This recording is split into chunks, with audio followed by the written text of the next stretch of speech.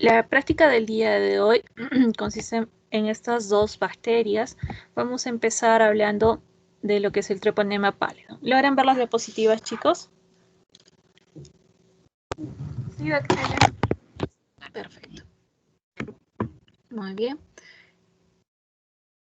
Entonces, cuando hablamos del treponema pálido, la morfología es muy particular porque estamos hablando de lo que es una espiroqueta. Y si nos acordamos un poquito de las primeras prácticas que hicimos, la estructura de espiroqueta es como si fuera alargada y ondulante, ¿no? Este tipo de espiroqueta es muy fina, muy pequeña. Por eso es muy difícil su observación.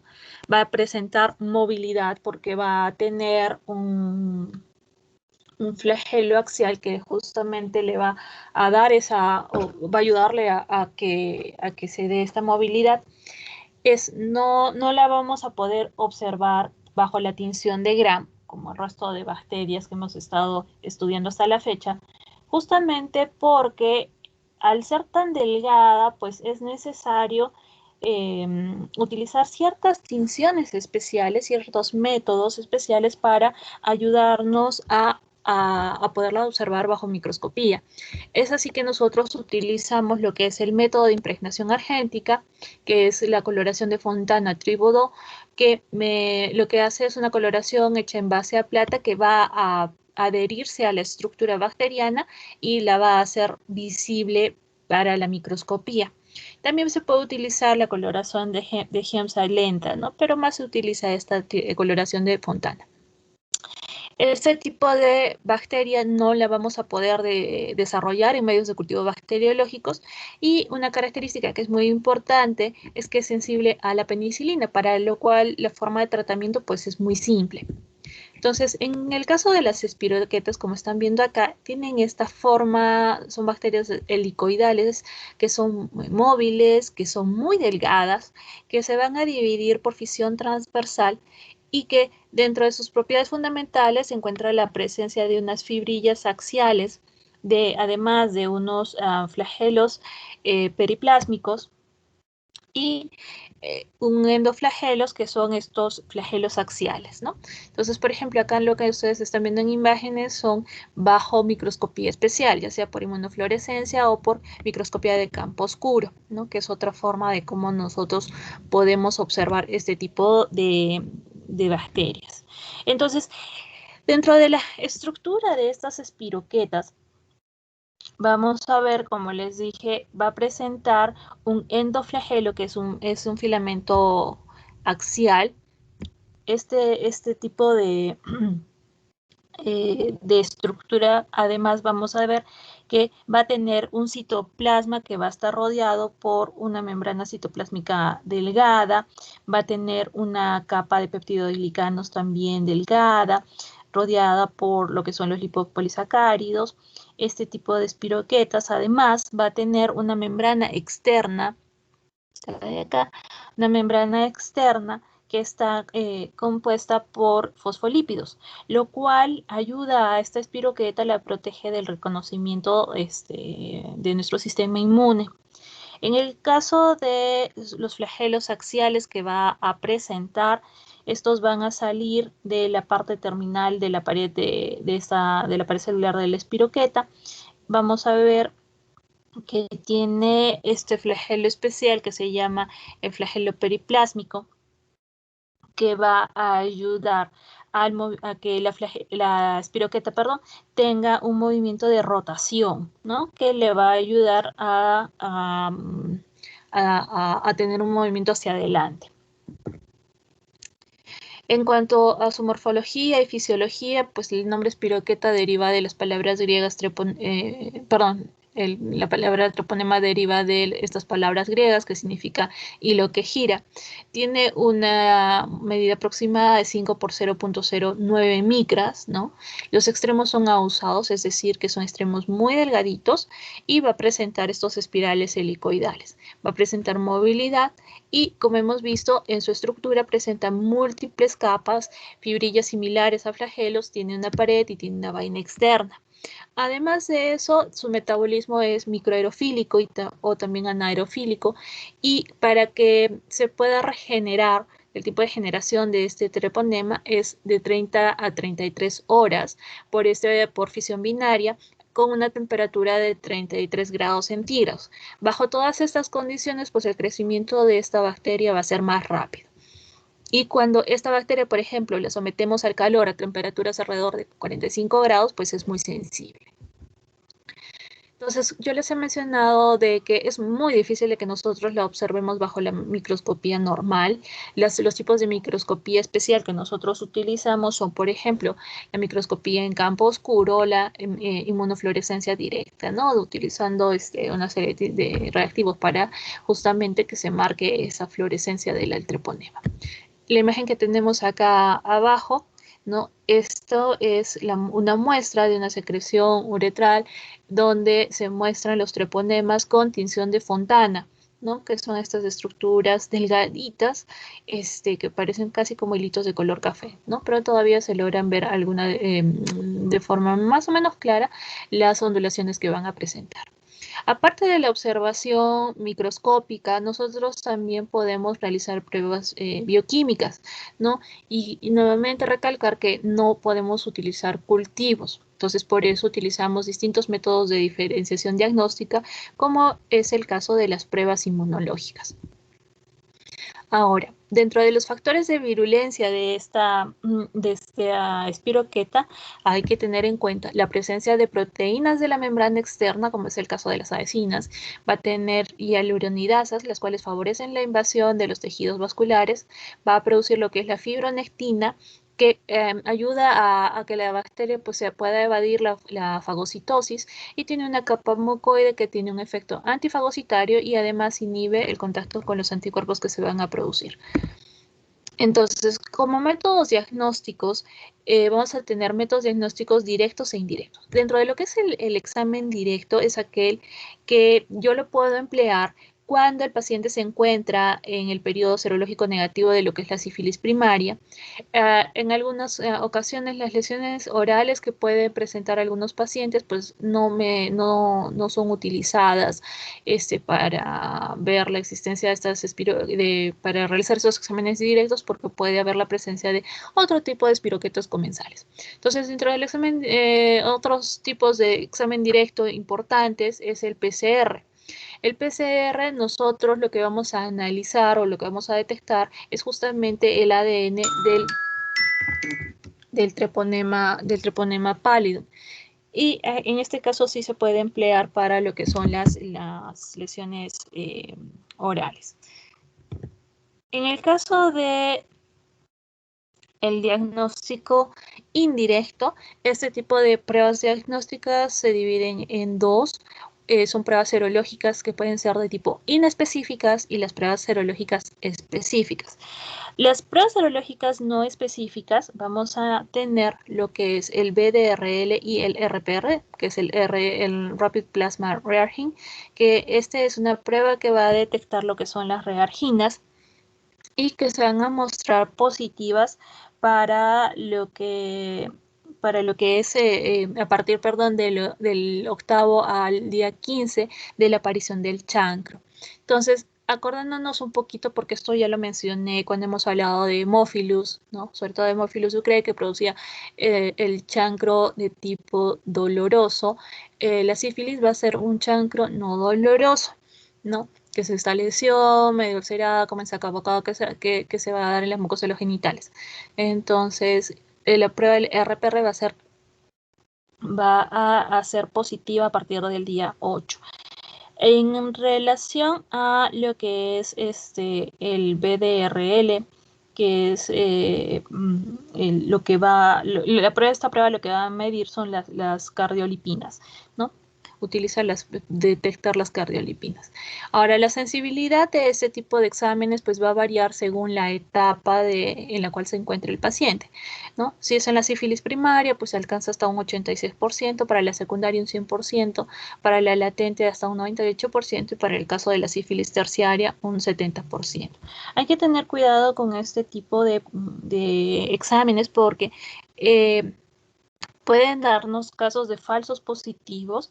Esto se ha visto en 1% de todos los casos y generalmente se pueden presentar cuando se hacen diluciones menores a 8. Entonces, a diluciones mayores a 8 pues nos da mucha más confiabilidad. En relación a las pruebas treponémicas específicas, ahí mencionamos lo que es el FTABS, que es la prueba de inmunofluorescencia para la absorción de los anticuerpos de treponema. Estas pruebas, pues, son, lo que va a emplear es el suero del paciente. Y en esos casos, en este caso, pues se utiliza una reacción del suero con una cepa de tipo no patogénica de treponema, ¿no? Entonces va a haber una reacción de tipo antígeno-anticuerpo, la cual va a ser detectada por esta prueba.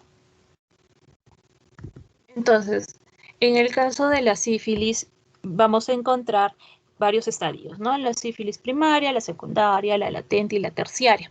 Entonces, los pacientes que van a tener sífilis primaria, bueno, primero hay que mencionar que la sífilis es una enfermedad de transmisión sexual que está ampliamente distribuida a nivel mundial, que lo que hace esta bacteria, este treponema, pues es penetrar a través ya sea de una mucosa intacta o a través de alguna lesión a nivel del epitelio.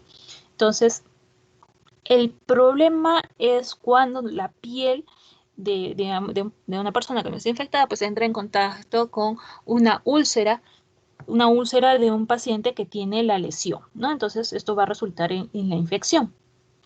Una vez que la espiroqueta pues entra en contacto, pues empieza a diseminarse a través del cuerpo. Entonces, cuando nosotros tenemos la sífilis primaria, vamos a tener una lesión que se llama chancro, pero es un chancro que no me va a producir dolor, ¿no? Que se va a ubicar en el sitio de la inoculación a partir de 3 hasta 6 semanas después de haber estado en contacto con una persona infectada. Se puede acompañar también de ganglios linfáticos regionales no dolorosos, ¿no? Y entonces nosotros lo que vamos a observar en los pacientes es esta lesión ulcerada, no dolorosa, como si fuera una lesión en sacabocado, así lo llaman, listo, y que es altamente infecciosa. Este tipo de lesión se va a resolver aproximadamente entre 4 a 6 semanas sin dejar ninguna cicatriz, ¿no? Y por esa razón, pues los pacientes a veces piensan de que se han curado. Entonces, tenemos varias razones a veces por lo que la sífilis es una enfermedad que progresa y que de repente va a llegar a consulta en estadios avanzados, porque la lesión inicial no causa mayor molestia, ¿no? Y al momento de curar, pues simplemente el paciente simplemente piensa de que no tiene infección, de que ya pasó y no se da cuenta que va a seguir contagiando, infectando a sus distintas parejas sexuales. Entonces, estas lesiones, bueno, es el chancro, perdón, la sífilis primaria. Entonces, el paciente cura la lesión y puede luego presentar aproximadamente 6 semanas después de haber curado esta lesión primaria, pueda pasar a lo que es el estadio de la sífilis secundaria. En esta sífilis secundaria la manifestación ya es más sistémica porque la bacteria pues se ha multiplicado y ha viajado a través de la sangre por todo el cuerpo. Y entonces los pacientes van a presentar este tipo de lesiones que son un rash, un rash que va a principalmente a afectar lo que son las palmas y las plantas, ¿no? Pero también puede afectar otras zonas del cuerpo. Entonces, este tipo de rash van a ser lesiones que en un inicio son maculares, es decir, que son planas, que van a tener un color medio parduzco y que a veces pueden convertirse en pápulas y luego en pústulas. ¿Listo? Además de eso, en la sífilis secundaria, los pacientes también presentan otro hallazgo que es el condiloma latum, que son estas lesiones tipo verrucosas que van a darse a nivel de la vulva o del escroto y que se caracterizan por ser estas proliferaciones, ¿no? Que pueden a veces ulcerarse y son también muy contagiosas. Entonces, en este tipo de estadio secundario, casi todos los órganos pues se van a ver afectados. Va a haber síntomas también de una infección generalizada, como por ejemplo pueden presentar pérdida de peso, fiebre, a veces ahí también continúan presentando linfadenopatías. ¿Listo? Entonces, todas estas, tanto el rash como el condiloma, pues se pueden resolver aproximadamente en 6 semanas, ¿no? Y entonces el paciente entraría a una fase latente. Ahora, al entrar a la fase latente, ¿qué significa? Que el paciente pues deja de presentar síntomas, pero sus pruebas, si yo le hago las pruebas serológicas, estas se van a mantener positivas. ¿Listo? Este estado de latencia puede durar aproximadamente 4 años. Ha habido casos reportados de hasta un periodo de 40 años, pero es lo menos, ¿no? Se puede dar en menos tiempo el estadio de latencia, por supuesto. Entonces, después de este estadio de latencia, el paciente pasa a una sífilis terciaria. Y en este caso, este estadio se caracteriza también porque durante el estadio de latencia se ha seguido produciendo inflamación, pero una inflamación que no se manifiesta en una sintomatología propia, pero es una manifestación inflamatoria que va a continuar dañando los órganos y que en la sífilis terciaria esto se va a ver reflejado en, por ejemplo, lo que es las gumas sifilíticas, la afectación a nivel cardiovascular y lo que es la neurosífilis. Entonces, los pacientes, por ejemplo, al desarrollar lo que son las gumas sifilíticas, estas son unas lesiones de tipo granulomatosas que son localizadas, que se pueden necrosar, que se pueden convertir en fibróticas, que las vamos a encontrar tanto en la piel como en los huesos, y son lesiones solitarias que no van a doler, pero que se caracterizan por tener unos bordes muy definidos, muy bien marcados. Listo. Y que, por ejemplo, si yo le doy tratamiento antibiótico al paciente, pues estas lesiones van a curar. En el caso de la sífilis cardiovascular, esta se caracteriza por la presentación de un aneurisma, el aneurisma aórtico, ¿no? Que se puede dar tanto a nivel de la aorta ascendente como a nivel del arco aórtico. Y esto es causado justamente por este proceso inflamatorio crónico que lo que hace pues es debilitar la pared media de la aorta, y además esto se ve de que el flujo sanguíneo va a disecar esta pared pues debilitada y va a producir pues este aneurisma, ¿no? Además de eso también puede afectar lo que son las válvulas cardíacas, específicamente lo que es la válvula aórtica, puede causar también oclusión de las arterias coronarias, ¿no? Lo cual vamos a ver de que finalmente afecta la función cardíaca de los pacientes. En este tipo de presentación, si yo le voy a dar tratamiento antibiótico, pues la lesión causada en el vaso sanguíneo, pues simplemente no va a revertir, ¿no? A diferencia de las gumas. Luego tenemos la neurosífilis, y en la neurosífilis existen muchas presentaciones. Tenemos, por ejemplo, la neurosífilis asintomática, donde el paciente clínicamente no tiene manifestaciones neurológicas, pero, por ejemplo, si yo le hago una punción lumbar, voy a encontrar la presencia de estas espiroquetas en el líquido cefalorraquídeo. Luego tenemos lo que es la meningitis subaguda, que son pacientes que tienen fiebre, rigidez de nuca, dolor de cabeza, y que cuando se hace el estudio del líquido cefalorraquídeo, vamos a encontrar en este líquido que está elevado el conteo tanto de los linfocitos como de las proteínas, y los niveles de glucosa van a estar disminuidos. Y si se le aplica las pruebas treponémicas, vamos a encontrar la presencia de este espiroqueta. No va a salir positivo para sífilis. Luego tenemos la sífilis meningovascular, donde estas espiroquetas van a afectar principalmente a los vasos, sanguíneos del cerebro o de las meninges, y pueden llevar a una oclusión cerebrovascular con un infarto a nivel cerebral, o de repente a nivel de la médula espinal, perdón, y de las meninges. Y tenemos luego lo que es el tabes dorsalis, donde hay una afectación de la médula espinal, específicamente de lo que son las columnas posteriores, la columna posterior y la raíz dorsal. El tabes dorsalis ¿Qué es lo que va a manifestar el paciente? Vamos a ver que va a tener una alteración en la sensación, perdón, de lo que es la vibración, va a haber ataxia, vamos a encontrar también pérdida de los reflejos, una pérdida de la sensación tanto de dolor como de temperatura. ¿Listo?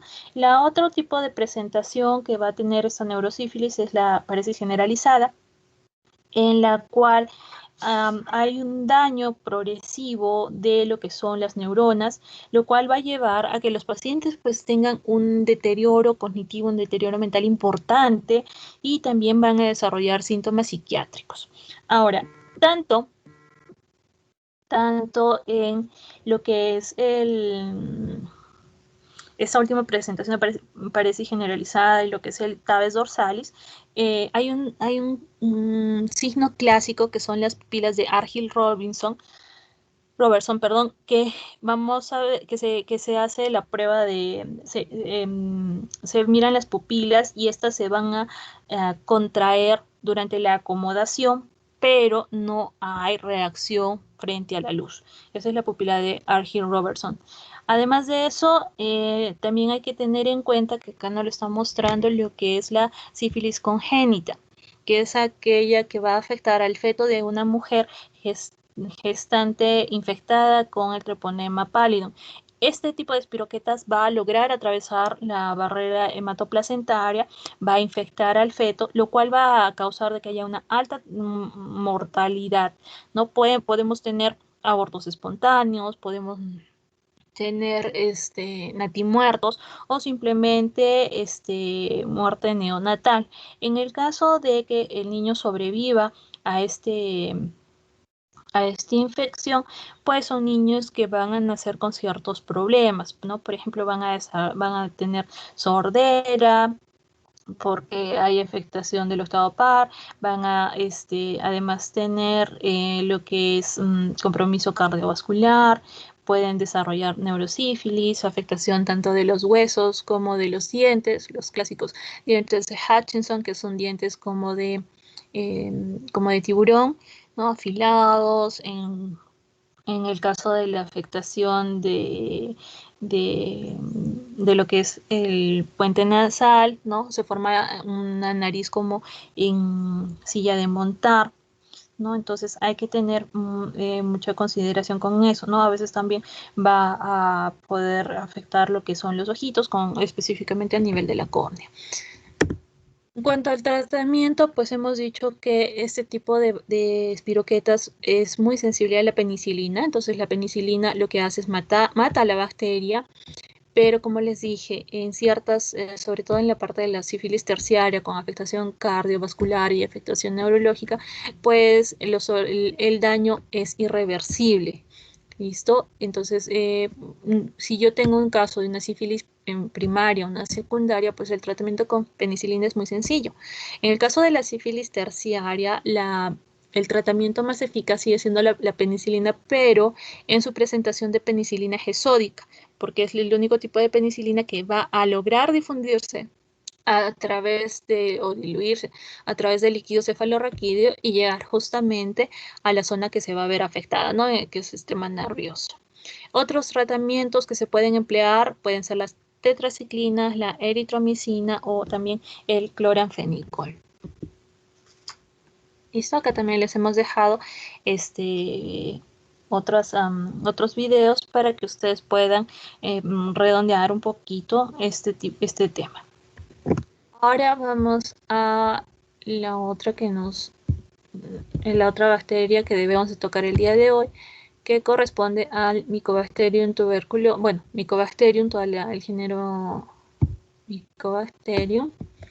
Y entonces, este género de Mycobacterium está constituido por bacilos anaerobios inmóviles no esporulados que van a tener un tamaño de 0.2 a 0.6 micras, cuya pared, su estructura es muy peculiar porque va a estar constituida por lípidos, ¿no? Su pared celular es muy rica en lípidos, lo cual hace de que su superficie pues sea hidrofóbica y va a conferirle cierta resistencia a estas micobacterias frente a los desinfectantes o también hacia frente a las tinciones que habitualmente usamos.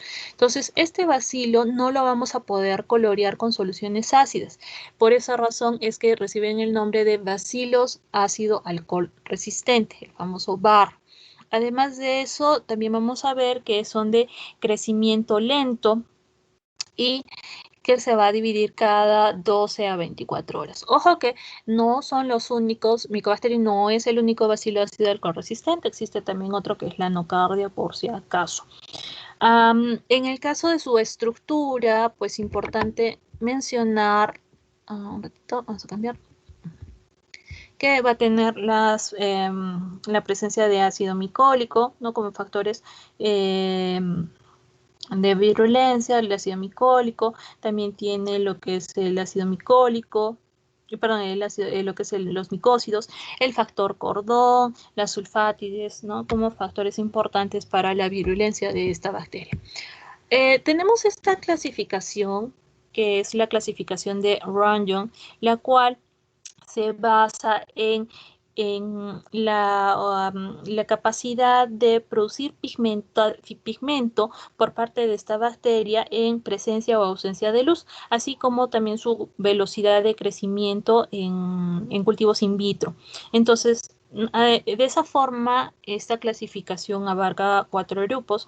Por ejemplo, el primer grupo son aquellas también llamadas fotocromógenas porque van a producir un pigmento amarillo al momento de exponerse a la luz. Y por ejemplo, existe el otro grupo, que es el grupo 2, que son las cromógenas, que van a producir el pigmento también amarillo, pero en oscuridad o también en el caso de encontrarse en presencia de luz. Entonces acá les hemos puesto las más comunes que pueden afectar y tenemos este primer grupo de micobacterias de crecimiento lento o también es conocida como el primer grupo, donde tenemos al Mycobacterium tuberculosis, el Mycobacterium avium intracelular, también conocido como complejo Mycobacterium avium, el Mycobacterium cancer, que este tipo de bacterias tienen un periodo de incubación alrededor entre 3 y 8 semanas. En el caso de este grupo, que son las micobacterias de crecimiento rápido, que es el grupo 4, tenemos el Mycobacterium fortuitum, el Mycobacterium chenolae, el abscessus, y estas tienen un periodo de incubación de alrededor de 3 días. Mención aparte está el Mycobacterium leprae, y este es especial porque no va a crecer en cultivos acelulares. Entonces, los medios cultivos no me va a servir mucho para este tipo de micobacterio.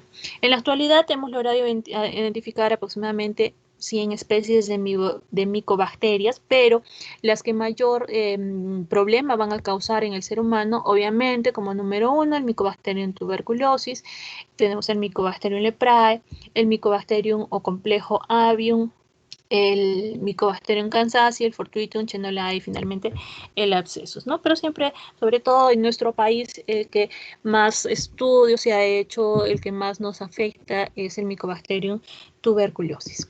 Entonces vamos a hablar un poquito de cada uno de estos Mycobacterium. Primero en relación al Mycobacterium leprae, que me va a producir la enfermedad de la lepra, o también conocida como enfermedad de Hansen, que en nuestro país la principal zona afectada es más o menos lo que es la ceja de selva, la selva, ¿no? Donde vamos a ver que este tipo de bacterias son de crecimiento intracelular y me va a causar 2 tipos de enfermedades. Uno lo que es la lepra lepromatosa y otro que es la lepra tuberculoide.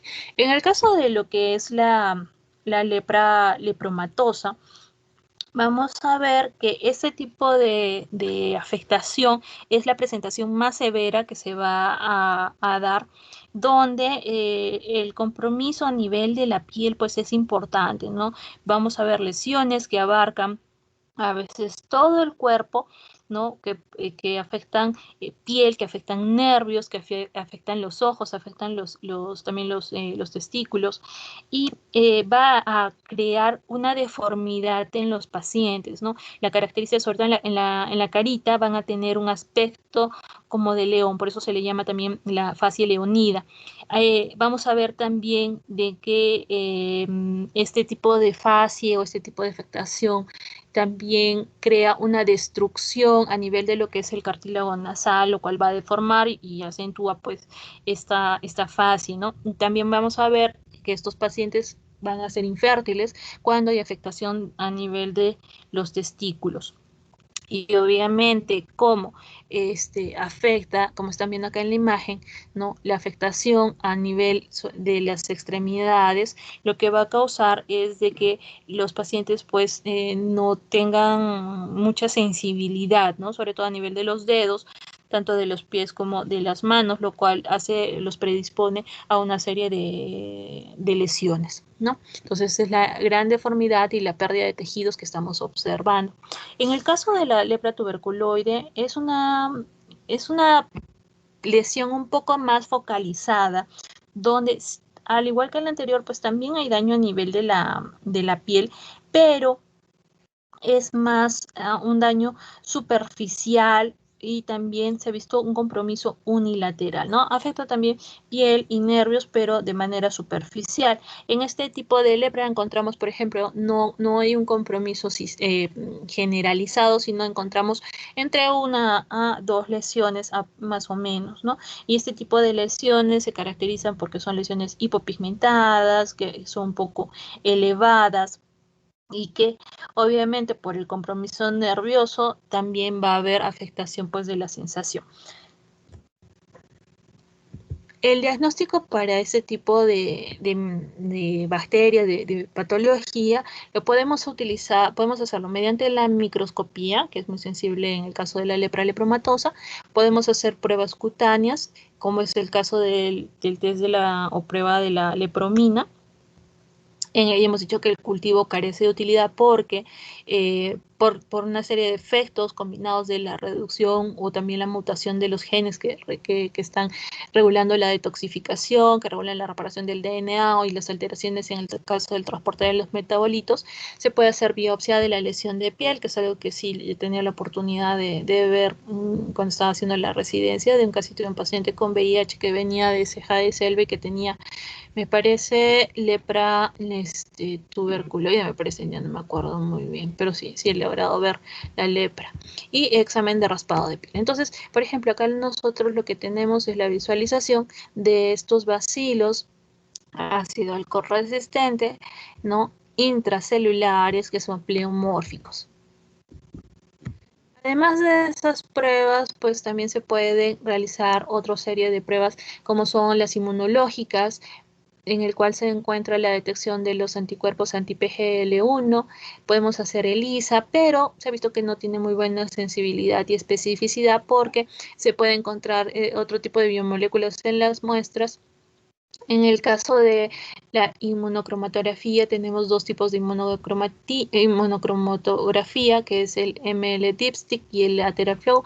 Esta prueba del Dipstick es una más sencilla de realizar. Lo que se va a analizar es el antígeno PGL1 digamos, un componente de nitrocelulosa que está adherido a un soporte plástico.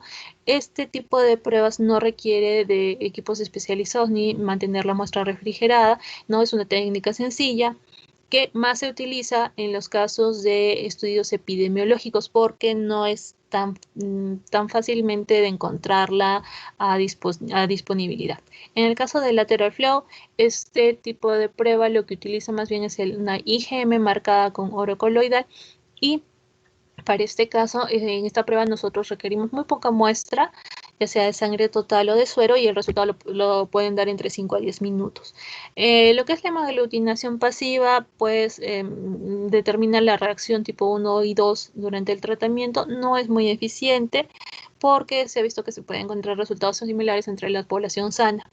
Y luego tenemos los anticuerpos fluorescentes antilepra, lo cual es sensible en las formas tempranas de la enfermedad. Luego tenemos el Mycobacterium avium, que es también llamado como el complejo Mycobacterium avium. Son bacilos fuertemente ácido resistentes, tienen una pared celular rica en lípidos, es de crecimiento igual intracelular Y en este tipo de bacteria, pues depende mucho la respuesta inmune del paciente, ¿no? La respuesta inmune que vaya a mostrar el anfitrión. Está distribuida esta bacteria a nivel universal, la podemos adquirir por ingestión de agua o de alimentos que se encuentren contaminados o por la inhalación de aerosoles contaminados. Entonces, acá es importante mencionar que para que uno contraiga la enfermedad o realice la enfermedad por Mycobacterium avium, pues necesita estar con un estado de inmunosupresión importante. Entonces, los pacientes que más se van a ver afectados por esta bacteria, pues son los pacientes con VIH en estadio SIDA. Entonces, sabemos de que acá cuando tenemos, cuando hay lo que es el VIH me va a causar una disminución de los linfocitos TCD4, ¿no? Y cuando yo encuentro en estadio SIDA, pues voy a encontrar menos de 100 linfocitos TCD4. Entonces, este tipo de pacientes se ha visto que la forma más común por la cual adquieren la enfermedad es inhalando las esporas, inhalando los aeroles que se encuentran en las heces de las palomas. Entonces, por eso es que a este tipo de pacientes se trata o se prohíbe de que estén en áreas, por ejemplo, en parques, en zonas donde haya muchas palomas o aves. Listo. Entonces, estos pacientes al inhalar estos aerosoles, lo que van a causar, pueden presentar una colonización asintomática, pueden desarrollar una enfermedad pulmonar crónica, infiltrados a nivel de la língula o del lóbulo medio, o presentar un solo nódulo pulmonar, o hacer una enfermedad diseminada, que esto es lo que más frecuente se ha visto en pacientes con SIDA. El diagnóstico se va a hacer con la microscopía, o también podemos utilizar cultivos sensibles y específicos, ¿no? Hacemos el diagnóstico microscópico observando pues estos bacilos ácido alcohol resistentes, ¿no? Que estamos viendo acá. El tratamiento es muy simple, utilizamos claritromicina, acitromicina, pero esto yo creo que es lo más importante, la profilaxis antibiótica en el caso de pacientes con SIDA. Ahora que en la próxima fase ya vamos a ver todo lo que son virus, ¿no? Cuando veamos el VIH, vamos a hablar acerca de la profilaxis, la quimioprofilaxis que se les da a estos pacientes.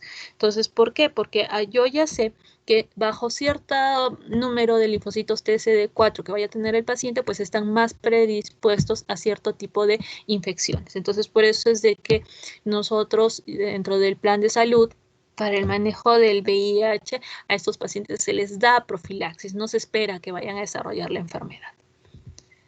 Luego tenemos el Mycobacterium tuberculosis, que es una enfermedad muy frecuente en nuestro medio, que es un patógeno igual intracelular, que va a ingresar, cuando la bacteria ingresa a las vías respiratorias, lo que va a hacer es llegar a los alvéolos, y es allí donde los macrófagos van a intentar controlar la diseminación, van a ser digeridos por los macrófagos alveolares, y lo que hace el Mycobacterium tuberculosis es impedir la fusión del fagosoma con los lisosomas al inhibir la molécula de unión específica 1, la EEA1.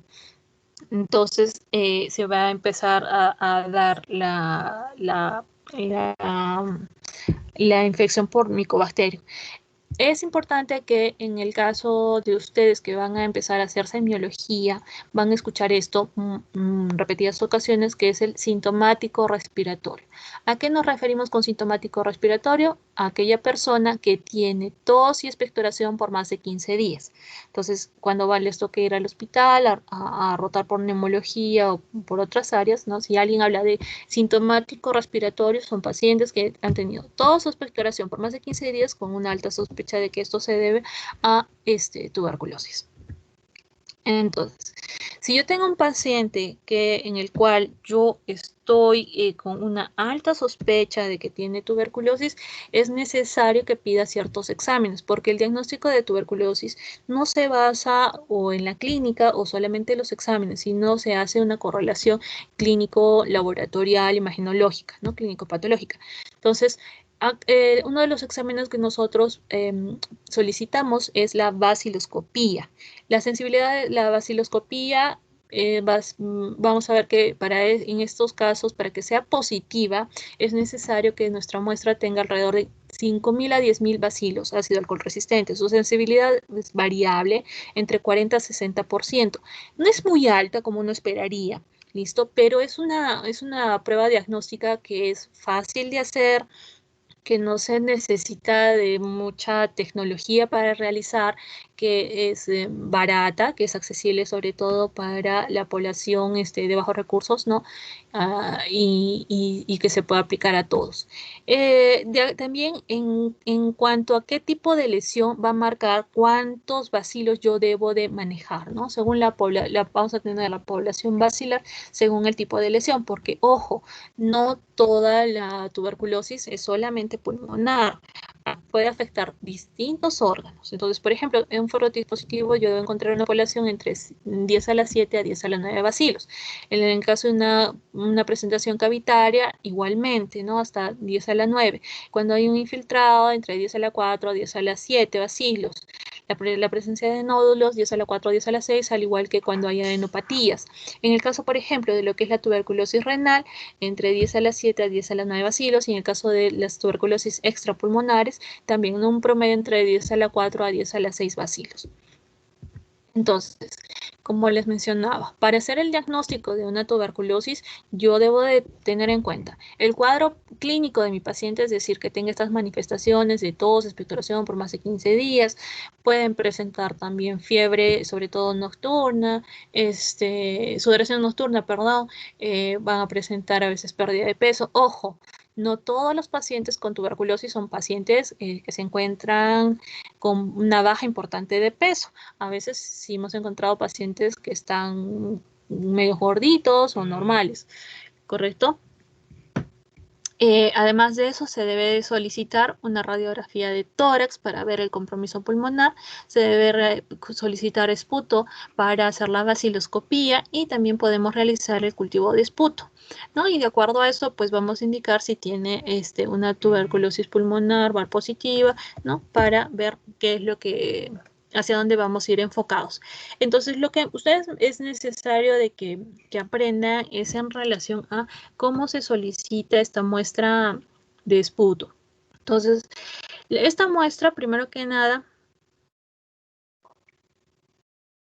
esta muestra debe ser contenida en un recipiente de boca ancha que tenga tapa rosca, que más o menos tenga la capacidad de unos 30 a 50 mililitros, que sea de plástico, desechable, transparente y resistente, y que pueda yo rotularlo. Y esta partecita para mí es algo muy importante para que les sirva a ustedes de toda la vida.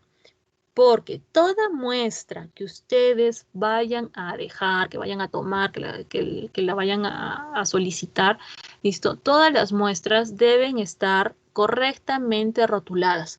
¿Qué quiere decir? Que debe estar el nombre del paciente, no la cama, no el número, el nombre del paciente correctamente escrito, la fecha, a veces se solicita la hora y el tipo de muestra. Son las 4 cosas, los 4 datos que son imprescindibles. Porque si ustedes cometen el error de no escribir el nombre del paciente o no escribir la fecha, cuando lo vayan a dejar al laboratorio, o no lo vamos a aceptar o simplemente vamos a cometer un error. ¿Listo? A consecuencia de que hay un rótulo inadecuado de la muestra. Entonces, ojo con eso porque, sobre todo cuando vayan a ser internos, ustedes van a tener que estar pendientes de eso. Igualmente, si hacen la residencia, también como residentes uno también tiene que estar pendientes de sacar y hacer todas las muestras de los pacientes. Entonces, importante. En cuanto a la recolección, se van a solicitar 3 muestras tomadas en 3 días consecutivos. A veces se solicita de que esta muestra sea tomada al momento de que el paciente se despierta o temprano por la mañana. Y en el caso, por ejemplo, de personas que vivan en sitios alejados, esta muestra la podemos tomar en un solo día. Igual se toman 3 muestras y entre cada muestra debe transcurrir más o menos unos 30 minutos. ¿Listo? Y bueno, en el laboratorio no hay horario pues para la recepción de este tipo de muestras. Siempre están abiertos para poderlas recibir. El volumen, como les dije, se necesita 3 expectoraciones, bueno, en 3 días consecutivos.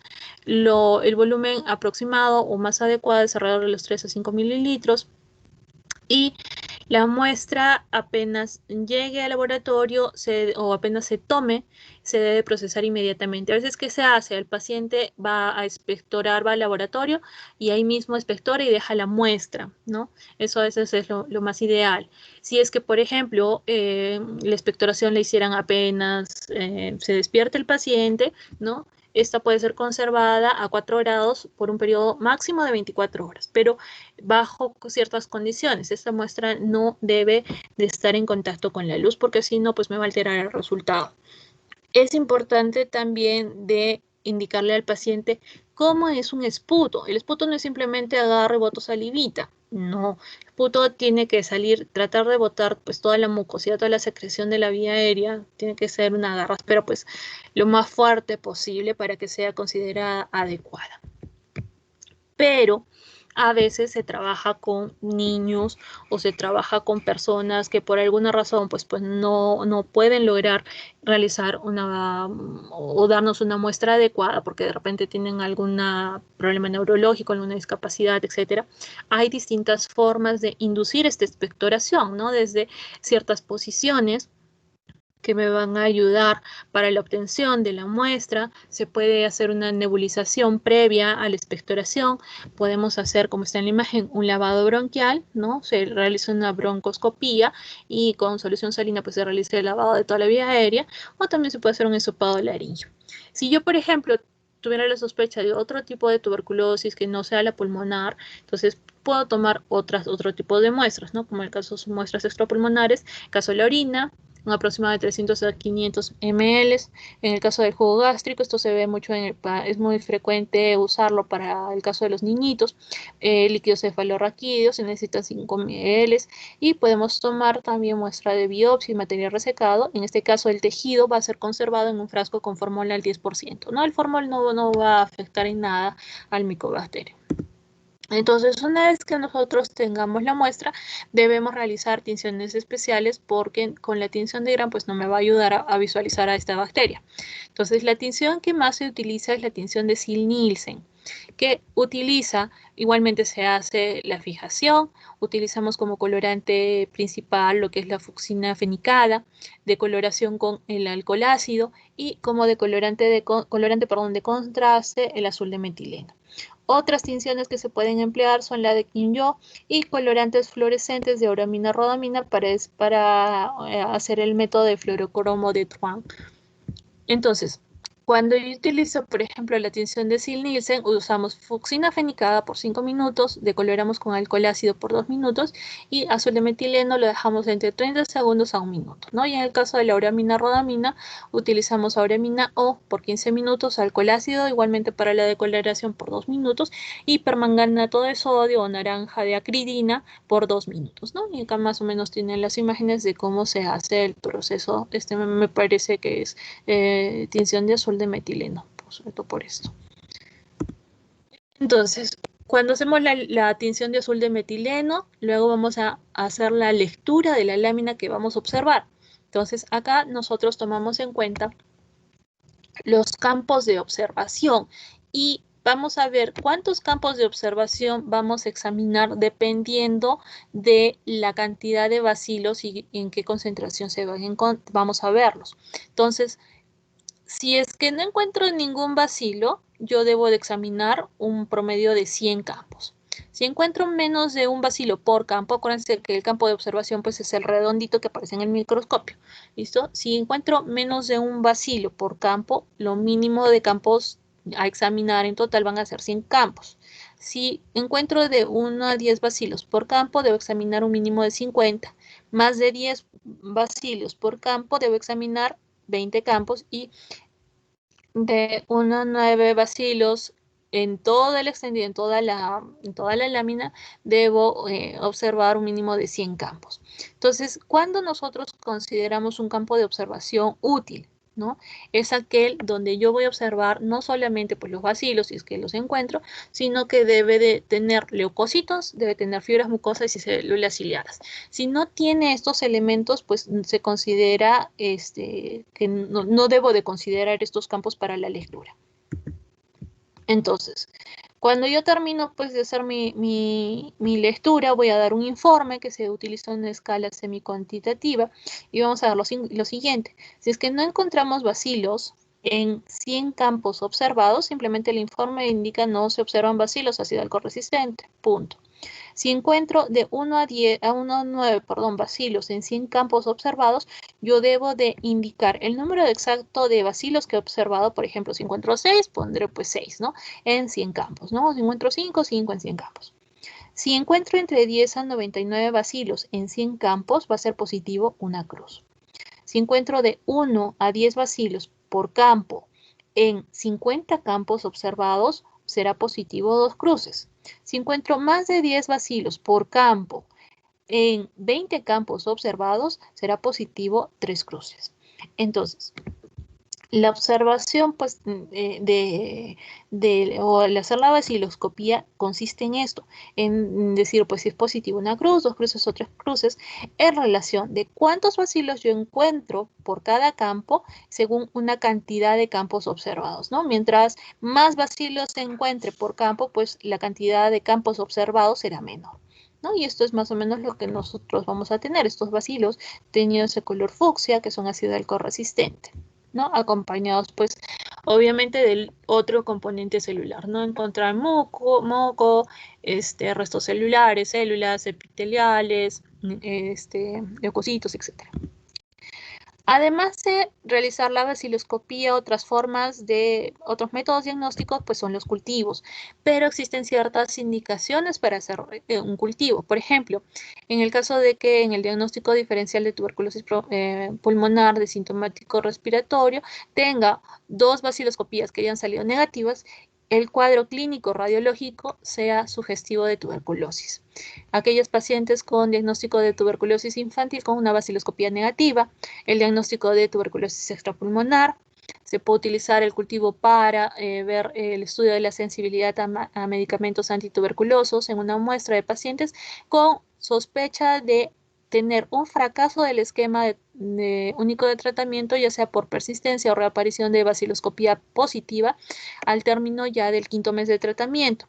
Se cultivan también muestras de pacientes con VIH positivo en estadio SIDA, pacientes que han sido tratados en múltiples oportunidades y que aún así pues hayan mantenido una baciloscopía positiva en muestras que sean pancitacilares, esto que quiere decir que tengan entre 1 a 9 bacilos en más de 100 campos, y para estudios epidemiológicos para ver la resistencia primaria o secundaria del Mycobacterium tuberculosis.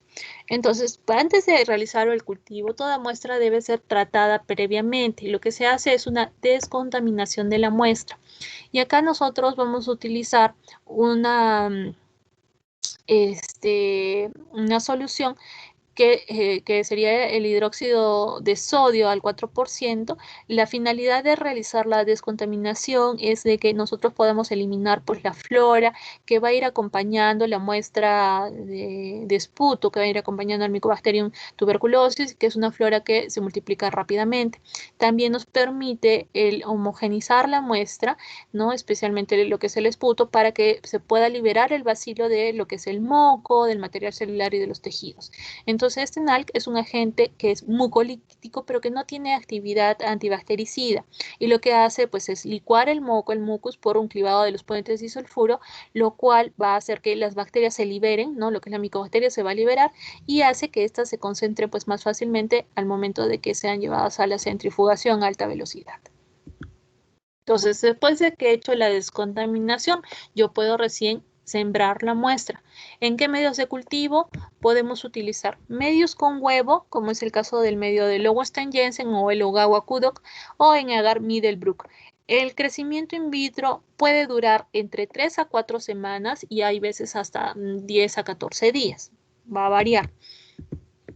Entonces, si nosotros manejamos el medio Lowenstein-Jensen, es un medio que está compuesto por citrato de magnesio, sulfato de magnesio, asparagina como fuente de nitrógeno, harina de papa, glicerina como fuente de carbono, utiliza huevos frescos enteros, lo cual les van a proporcionar lo que es la albúmina y los lípidos que van a darle esa solidez a nuestro medio, y se utiliza verde de malaquita, el cual me inhibe el crecimiento de bacterias gram positivas y de algunas gram negativas, y también agua purificada.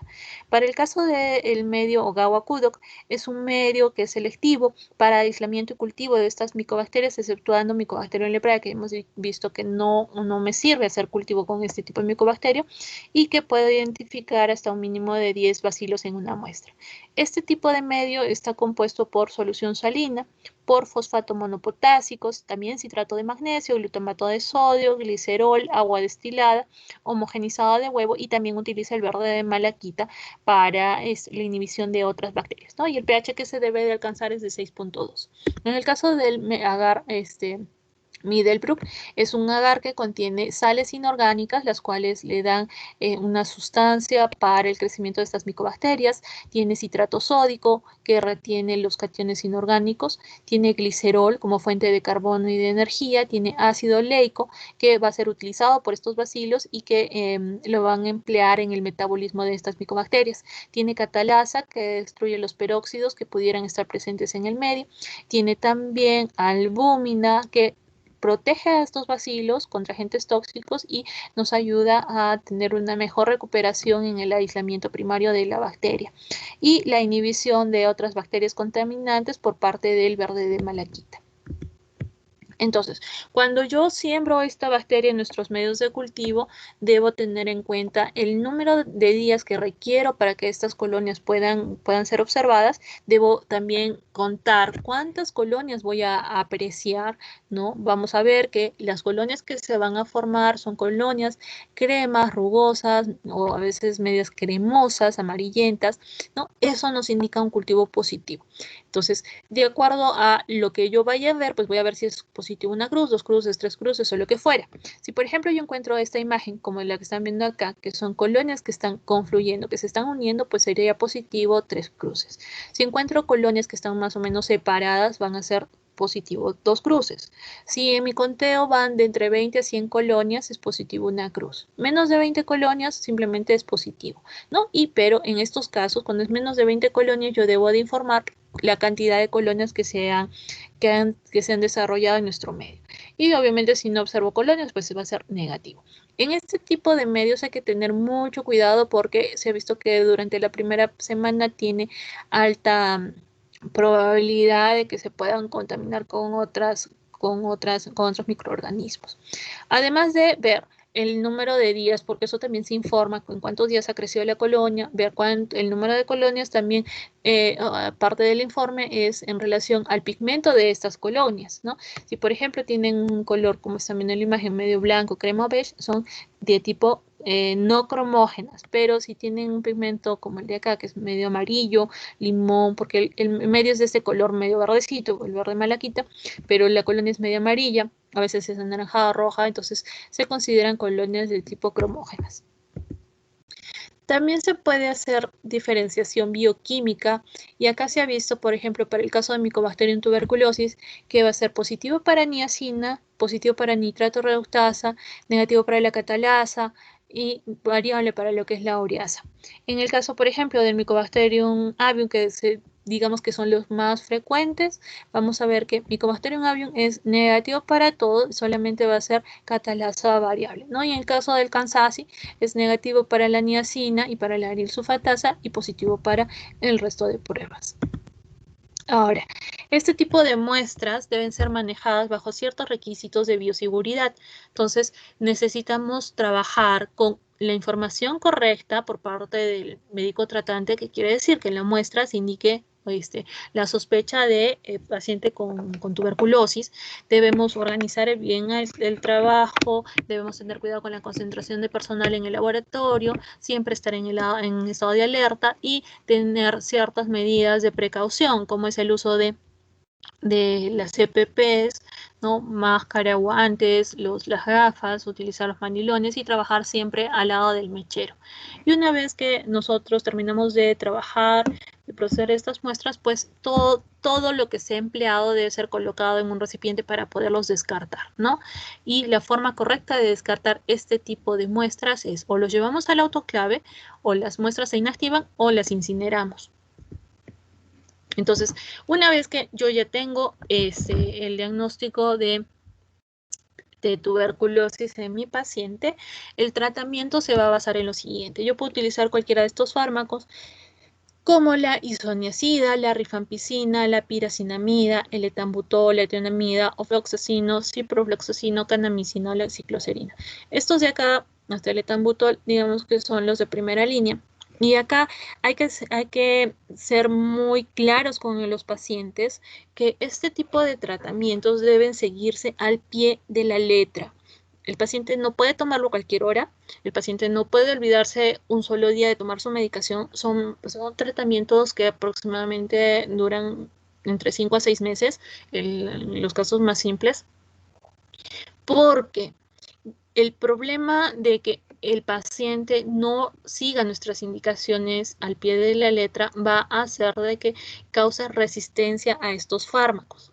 Entonces, y es así que ahora nosotros bueno, los últimos estudios he visto de que hay una gran incidencia de cepas que son multidrogo resistente o extremadamente resistente, donde simplemente gran parte de estos medicamentos pues a mí no me van a servir, ¿no? Y se ha visto personal de salud, sobre todo internos, residentes, que se han contaminado con estas cepas, multidrogo resistentes hasta extremadamente resistentes. Entonces, hace mucho tiempo lo que es el MINSA tiene el plan de salud para manejo de lo que es tuberculosis, donde este tratamiento pues es gratis para la población, y donde en un inicio se planteó, se hizo el dar el tratamiento directamente al paciente. O sea, el paciente no recibía, por ejemplo, las 30 pastillas para el mes, no, sino que todos los días personal de salud, generalmente las enfermeras, pues iban, visitaban al paciente y se asesoraban de que tome la medicación, ¿no? Justamente para tratar de controlar la resistencia que se estaba presentando a los fármacos, ¿no? Entonces, ahí sí hay que ser muy claros con los pacientes, porque a veces, ¿qué es lo que pasa? Una vez que los diagnosticamos con tuberculosis, los pacientes a veces se pierden, porque el tener tuberculosis, pues a veces es considerado como estigmatizar a la persona, ¿no? Aislarlo un poco más y lo queremos enterrar bajo tierra, ¿no? Cuando de eso trata, pues, una enfermedad pulmonar más, de la cual hay que tener mucho cuidado, como la que estamos viviendo ahora, tomando ciertas medidas, no va a pasar mayor problema, y una vez que reciba el tratamiento de forma adecuada, el paciente pues se va a recuperar, ¿no? Pero siempre en la mentalidad de la población está muy fuerte, digamos, metido muy en la cabecita el hecho de que paciente con tuberculosis, pues uno, que esto le da a la gente pobre, a la gente desnutrida, que vive bajo malas condiciones, y eso no es del todo cierto, ¿no? Es una enfermedad que puede afectar a cualquier persona en cualquier estrato social. Simplemente es una bacteria que es altamente contagiosa y que importa mucho a veces lo que es el estado inmune de los pacientes, y los factores ambientales, ¿no? El vivir obviamente en ambientes hacinados, con poca ventilación, facilitan la contaminación, ¿no? En cambio, si yo tengo de repente una casa pequeñita, pero la mantengo ventilada, pues no voy a correr ningún problema de que si tengo algún familiar con tuberculosis, pues me vaya a contagiar. ¿Listo? Entonces hay que tener, hay que hacer, digamos, hablar esas cosas de forma muy clara con los pacientes y con la familia. La forma en la cual se previene esta enfermedad en el Perú, bueno, en lo que es Sudamérica, pero yo hablando de nuestro país, es con la vacunación, ¿no? La famosa BCG, que se va a colocar a menores de 4 años. Entonces, todos hemos recibido la vacuna. De repente ustedes van a ver que en su bracito, en el hombro derecho, van a tener ahí la huellita. Algunos hacen una tremenda marca, otros de repente es una marca imperceptible, pero es de forma obligatoria el colocar esta vacuna, ¿no? El bacilo de Calmette-Guerin. Se debe de hacer también el pesquisaje de casos, es decir, ver los casos clínicos y aquellos casos que se encuentran en riesgo, y se debe hacer quimioprofilaxis, es decir, aquellas personas que hayan estado en contacto con un paciente con tuberculosis pulmonar positiva, listo, deben de recibir también profilaxis, ¿no? Antibiótico profilaxis, ¿no? Con isoniazida, y obviamente se les tiene que hacer pues todos los exámenes respectivos para descarte, ¿no? Para lograr evitar o controlar la patología. Aparte de todos los métodos diagnósticos que hemos hablado, hasta antes del 2007 pues contábamos principalmente con lo que es la baciloscopía, lo que es el BK y el cultivo. Pero a partir del 2007 pues empezamos a emplear otro tipo de formas de diagnóstico, métodos de diagnóstico, como es el cultivo líquido, ver las pruebas de susceptibilidad directa, hacer inmunocromatografía, ver lo que es las sondas, las pruebas de las ondas de DNA, ¿no? Ya sea en muestras directas, en medios de cultivo, ver fluorescencia, hacer lo que es a partir del 2010 el EXPERT, ver lo que es el análisis del lipoarabino manano, que esta prueba más se va o se realiza para lo que es la población con VIH, ¿no? Cuando tienen un recuento menor de 100 el linfocito CD4, y ¿no? Y lo que son, bueno, principalmente el examen de las líneas, las ondas de NEA.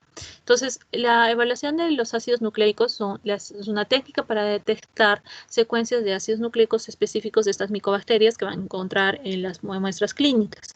Además, podemos utilizar también técnicas de amplificación como es el PCR, ¿no? La reacción en cadena de polimerasa, una reacción en cadena de la ligasa, amplificación ya sea por transcripción o por desplazamiento de hebra. Tenemos estas otras pruebas en relación a lo que es el EXPERT, que se realiza también en PCR en tiempo real, que se recomienda a partir del 2010 y que va a detectar tanto la presencia del Mycobacterium, así como de cepas si son resistentes a la rifampicina. Podemos usar los ensayos de sondas en línea, que son tiras de nitrocelulosa que van a contener regiones moleculares que sean parciales o sondas de los genes de resistencia. Esto es para estudio. Hay otra prueba que es el LR Determine, que ofrece que lo que va a detectar es el antígeno del lipoarabino manano en muestras de orina. Es una prueba que es rápida, pero más se va a utilizar en personas con VIH positivo, ¿no? Y también depende mucho del conteo de CD4 de estas personas, porque mientras menos CD4, más especificidad va a tener esta prueba.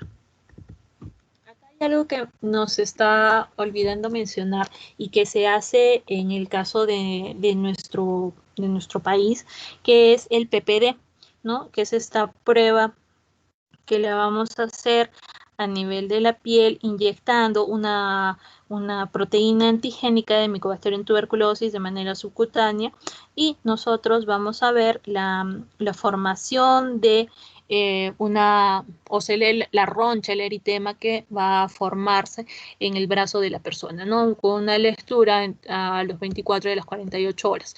Si, por ejemplo, esta ronchita es mayor de 10 milímetros, pues nos indicaría que es positivo. Si la ronchita es mayor de 5 milímetros, en el caso de un paciente con VIH, va a ser positivo. ¿Listo? Es algo que lo realizamos en nuestro medio, pero que en otras partes no lo consideran dentro de dentro de todo el kit de pruebas para la detección de tuberculosis. Después, acá también me faltaba mencionarles que en el caso de la presentación pulmonar, cuando yo observo a nivel del pulmón una lesión calcificada, que generalmente se ubica en el lóbulo medio o en el lóbulo inferior, a eso se le denomina el foco de Gong. Cuando esta lesión calcificada se acompaña además por granulomas calcificados a nivel de los ganglios linfáticos periliares, va a denominarse el complejo de Gong. Esto para cuando hagan semiología de repente les va a preguntar. Y la otra cosa que deben de tener en cuenta, sobre todo, por lo menos en mi experiencia, cuando hemos recibido muestras de tejidos para diagnosticar una tuberculosis, a veces nosotros encontramos la lesión clásica histológica, que es la formación de estos granulomas caseificantes, ¿no? La célula gigante, los fibroblastos, la necrosis, etcétera.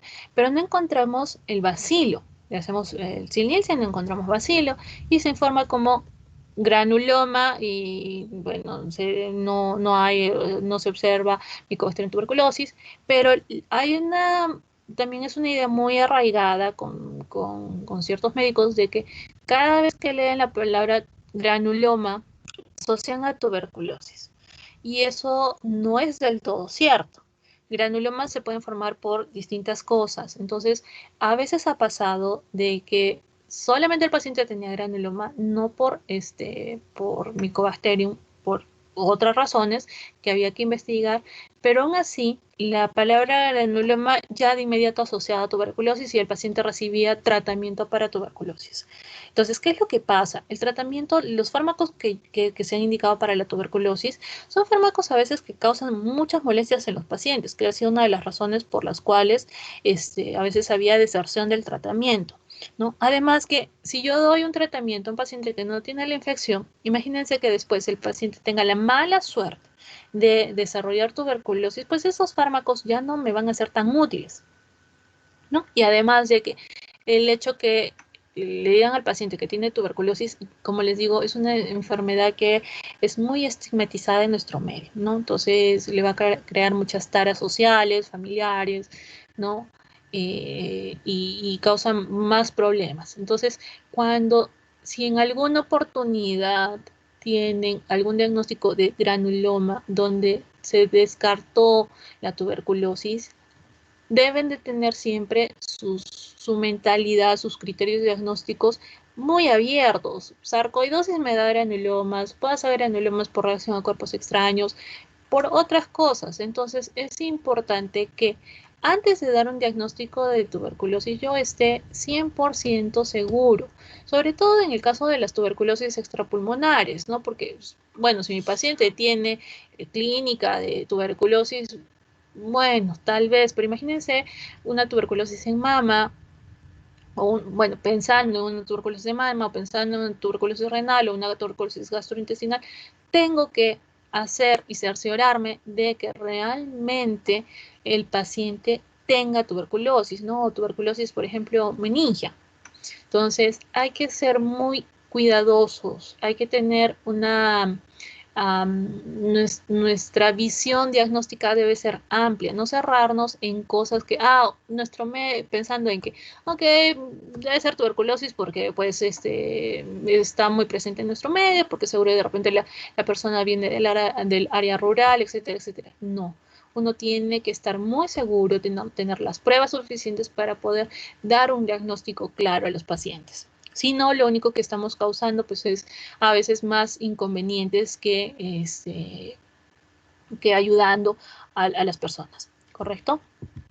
Entonces, eso era lo que nos tocaba ver el día de hoy en relación a sífilis y en relación a todo este género de las micobacterias. ¿Alguna consulta, chicos? ¿Alguna duda?